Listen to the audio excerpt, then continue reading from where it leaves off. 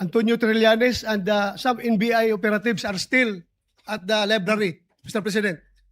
May I move that the Sergeant at Arms remove these people from the vicinity of the Senate? Mr. President, dear colleagues, Senator Trillanes, as a former member of the Senate, is welcome in the Senate and will of course be given due courtesy unless he has He is part of the harassment, unless Mr. he is President. part of the harassment. So Kasama niya. You gave me that Siya answer. ang nagawa sa Yes. NBI na harangin ako dito. So Bakit natin hayaan siya nandito Yes. siya? Sana, bago sila paalisin, i-identify muna natin yung mga Exactly. nagharang sa akin at i-inquest natin. Yes. Kapailan natin ng kaso. Bago sila paalisin dito lahat. Ah. Dahil para tayong king queen dito. Yes. In-assault na tayo dito sa ating opisina. Tapos walang mangyari. Palisin lang natin. We have to arrest them. Yeah, let As me clarify. a duly elected senator of this republic, I am concerned and disturbed by what happened to our colleague, Senator Bato de la Rosa, while he was entering this August chamber. And when he entered this August chamber, according to him, he was wrestled by some members of the National Bureau of Investigation. How can we allow other people to wrestle or even not to let him or preventing him to enter this August chamber? Ano ang ginagawa ng Sergeant at Arms? Bakit nila pinapayagan ito na gawin ito sa isang senador? Isang halal na senador.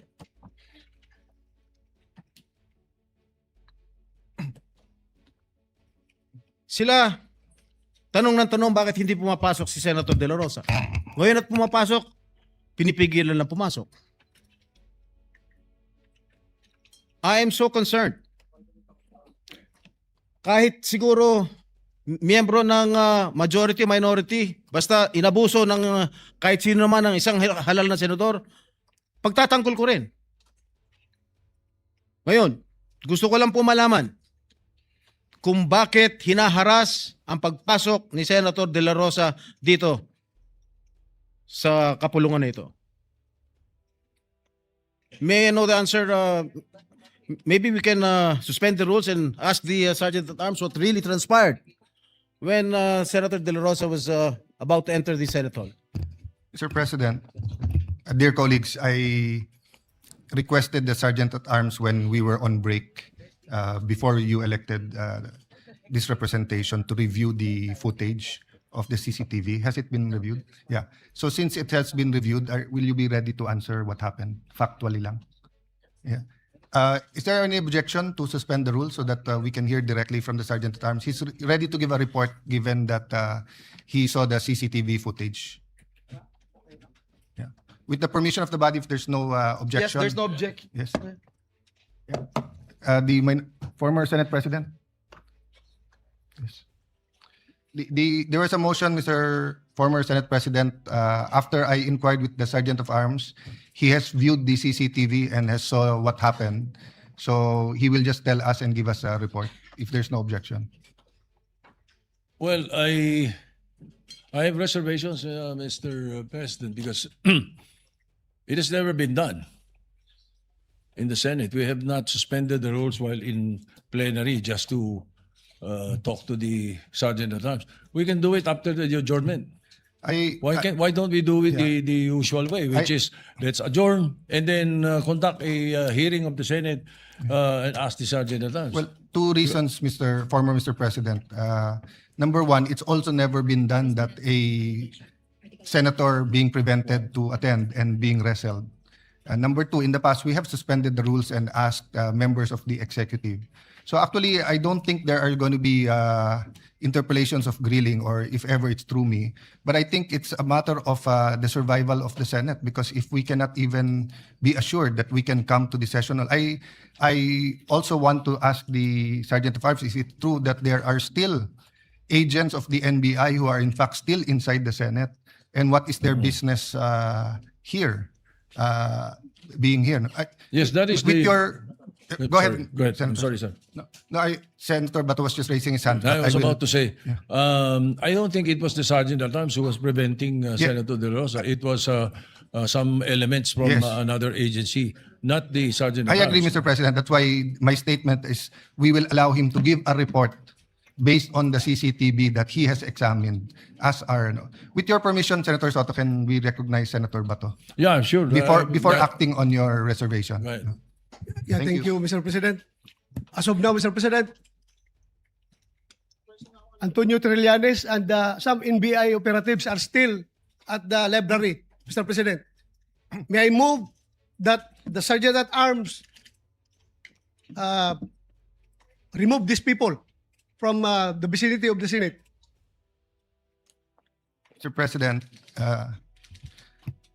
dear colleagues, Senator Trillanes, as a former member of the Senate, is welcome in the Senate and will of course be given due courtesy unless he has He is part of the harassment, unless Mr. he President. is part of the harassment. So Kasama niya. You gave me that Siya answer. ang nagkuha sa Yes. NBI na harangin ako dito.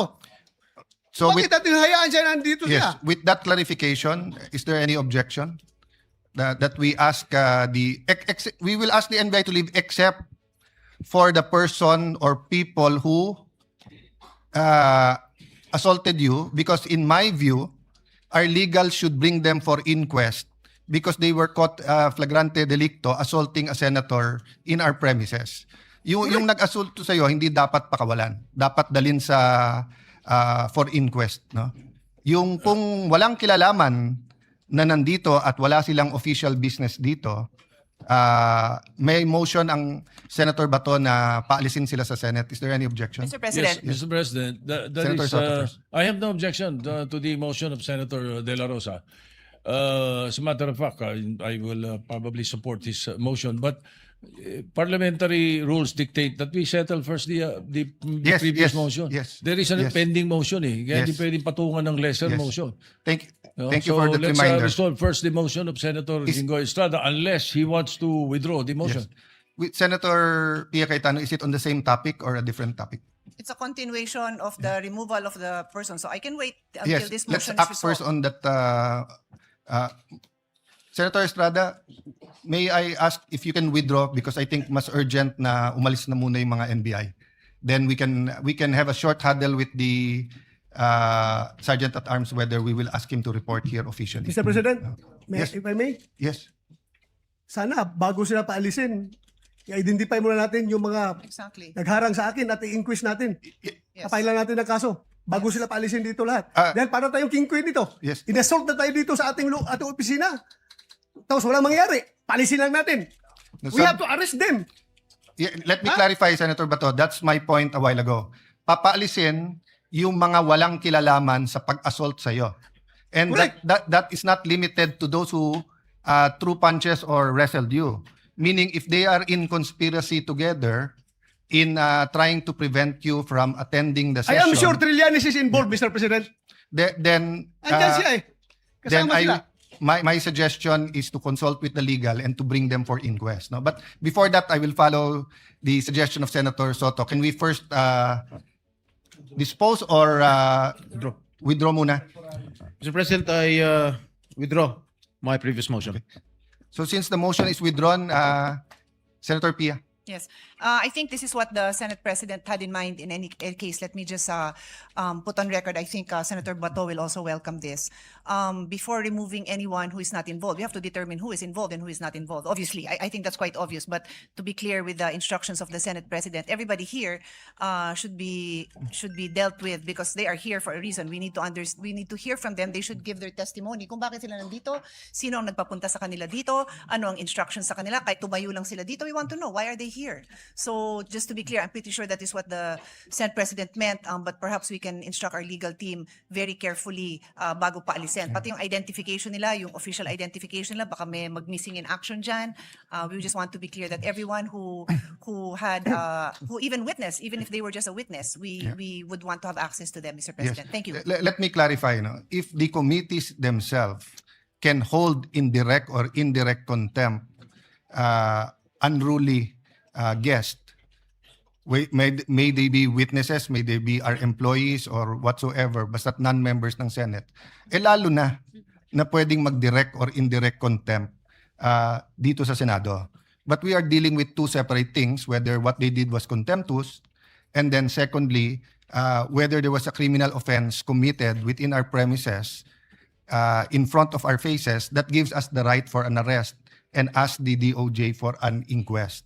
That is why I think the Sergeant at Arms took our instructions a while ago, not only to view the video, but to conduct an immediate investigation. Maybe we can have a 2-minute suspension and consult with the Sergeant of Arms kung nasaan na yung investigation nila. Before we ask anyone to leave the Senate. Tama si Senator Bato at Senator Pia. Baka palisin natin ba, pero baka naman sila yung dapat arestuhin. No?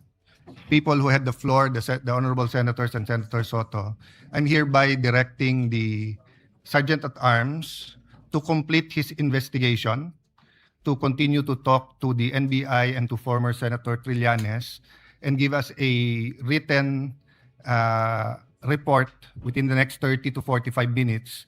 For the information, the initial report of the Sergeant of Arms is that the NBI is claiming that they are here to arrest Senator Bato, but they do not have an arrest warrant. Okay, that is why it is critical that either the Sergeant at Arms or the report or a written report. No? So, but he will complete his report by talking to them now. Senator Jinggoy.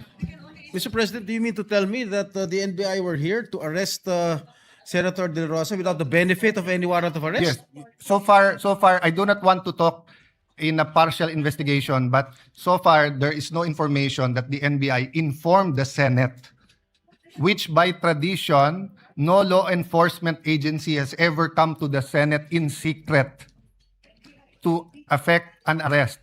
Usually they have an arrest warrant and they coordinate with the office of the Senate President, and the Senate President calls a caucus to get the details. No? But if there's no objection, I will recognize Senator Soto, but if there's no objection, I will just direct and allow the Sergeant of Arms to conduct the investigation. Is that okay? Mr. President,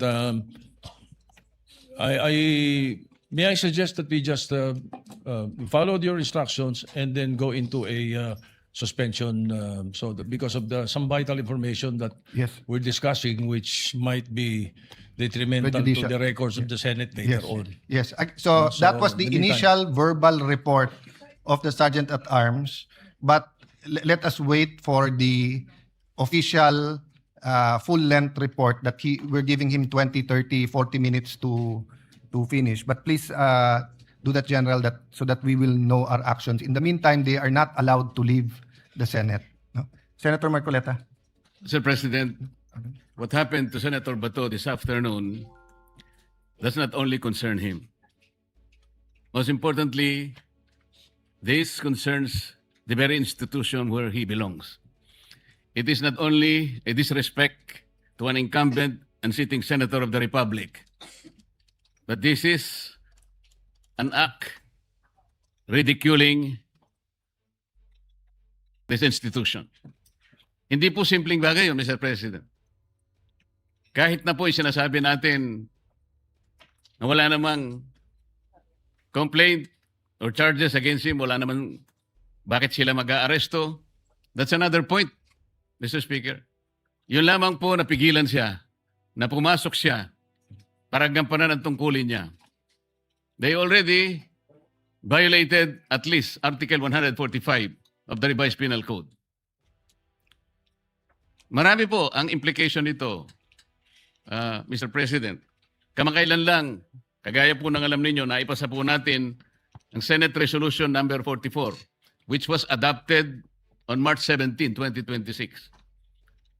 Dito po sa resolution na ito, Mr. President, dahil ito'y kamakailan lang, alam po natin na ang sense po ng Senate ay na-express sa pamagitan ng mga sumusunod. Una, due process and rule of law must be upheld in any surrender or extradition. Kasi po, nangangamba tayo na isusunod na naman si Senator Bato sa ginawa nila sa dating Pangulo.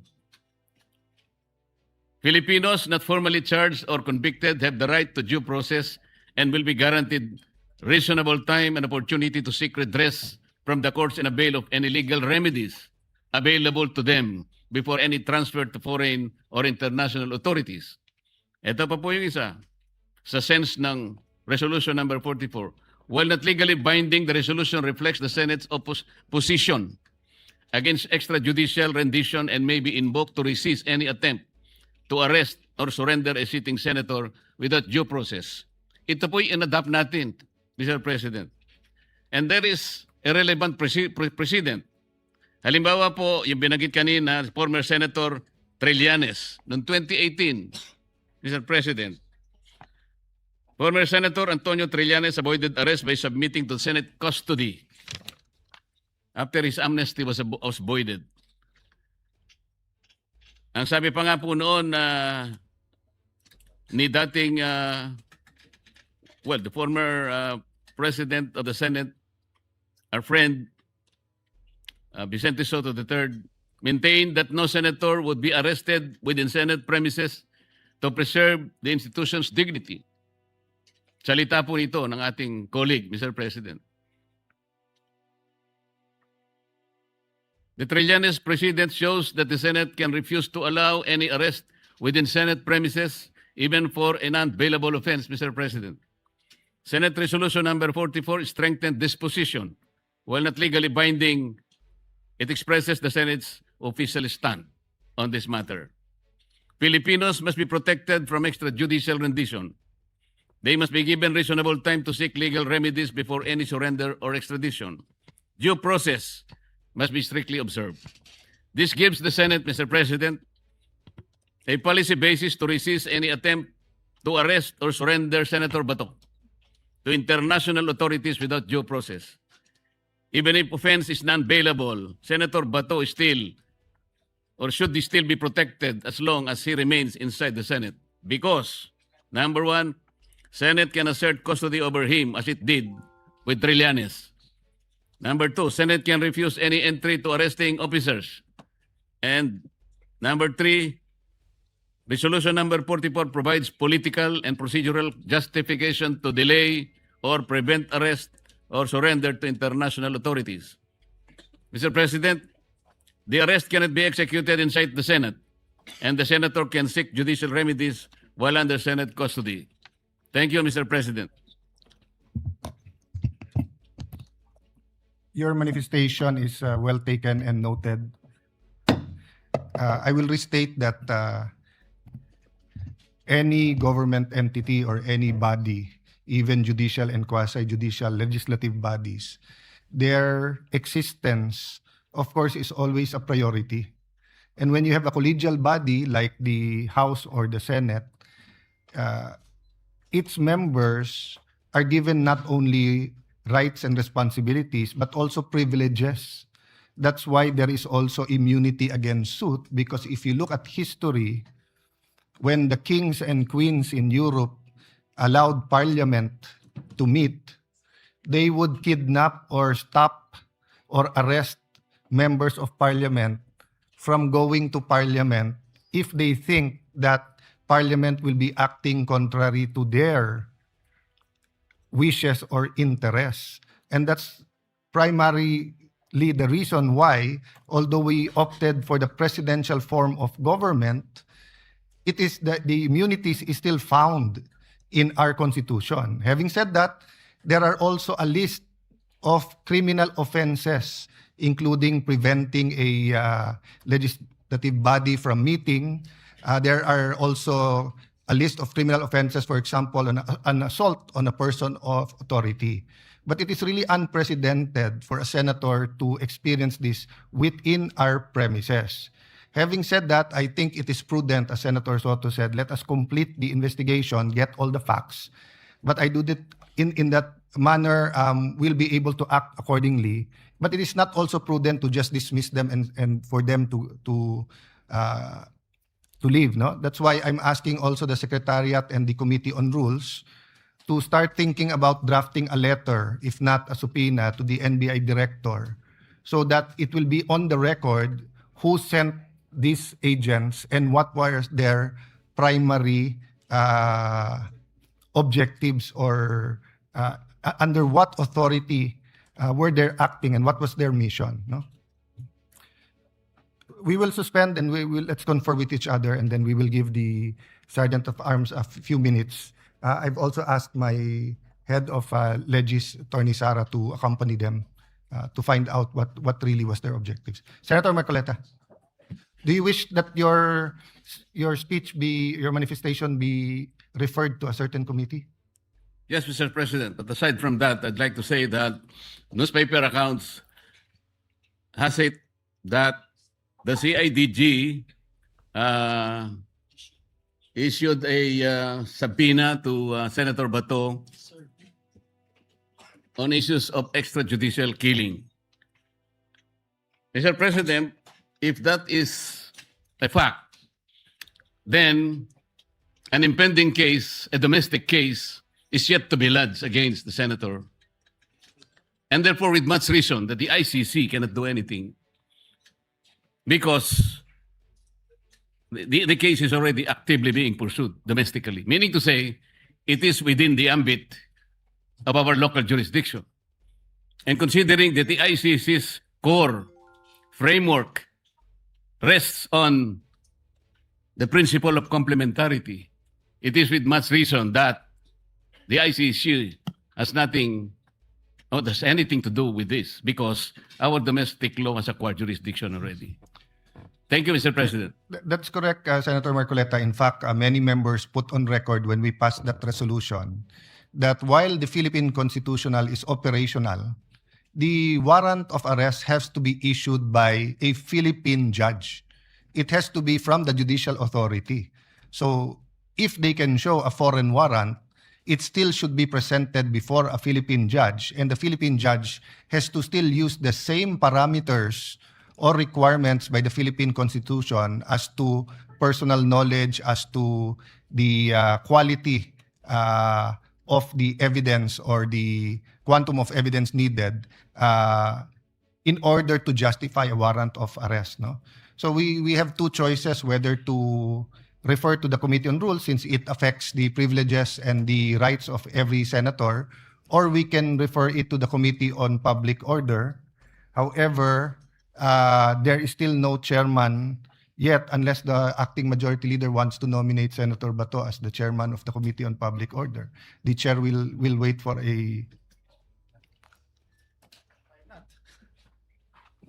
I don't see anyone objecting, Mr. President. So,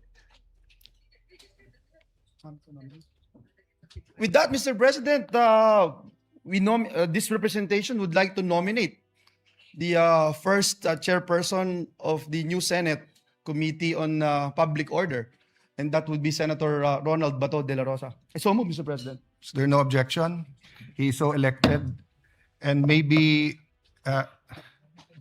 just for the record, no senator was allowed to be arrested ever inside the Senate premises. Enrile, Estrada, Revilla, I think Trillanes, 4 na yon. So kung si Leila, 5 na yon. Never been allowed arrested. And there's always been coordination with the Office of the Senate President. So Senator Marcoleta brought up 2 issues, the NBI and the CIDG. So we're referring it to both the Committee on Rules and the Committee on Public Order. Mag-usap na lang yung dalawang chairman so that we can get to the bottom of this.